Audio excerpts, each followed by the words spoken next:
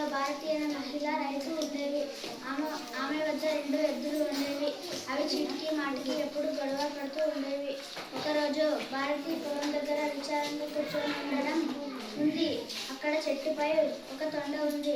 అది ఆమెను చూసి, ఏమైందమ్మా, ఎందుకు అలా దిగులుగా కూర్చొని ఉన్నావు అని అడిగింది. అప్పుడే భారతి, ఎంతో డబ్బు పెట్టి ఈ ఎద్దులను కొన్నాను, కానీ అవి ప్రతిరోజు గొడవ పడుతూ ఉన్నాయి. వీటితో పొలం పనులు ఎలా చేయాలో అర్థం కావడం లేదు అన్నది. ఈ ఎద్దులు కలవడానికి నేనొక ఉపాయం చెబుతాను, అలా చెయ్యి అంటూ చెవిలో ఏం చేయాలో చెప్పింది తొండ. మరుసటి రోజు ఎద్దులను అడవిలోకి తీసుకువెళ్ళింది.